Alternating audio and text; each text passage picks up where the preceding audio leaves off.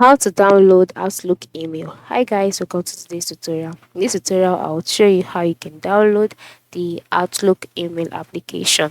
And how can you do this? It is very simple. Just follow me as I show you how to do so in this video. The first step is to open up your device and then move to your Play Store or App Store, depending on the kind of device that you're using. And then once you've opened up your Play Store, move to the search box at the top part of the screen and then type out the name of the app, which is Outlook, and then search for it. Then once you search for it, it will load and then it will display the Outlook application.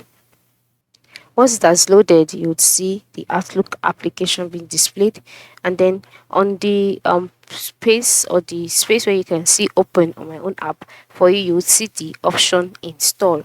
All right, that is because you don't have the app yet on your phone, but for me, I have it on my device already. So you see install, just click on it, and then it will show you the amount of MB, that is megabyte, that will be required. And then once you've seen it and you've selected install, it would download and then to install automatically on your device. And then just like that, you can start using your Outlook application on your device. So it is that simple. This is how you can download the Outlook email app. Thanks for watching.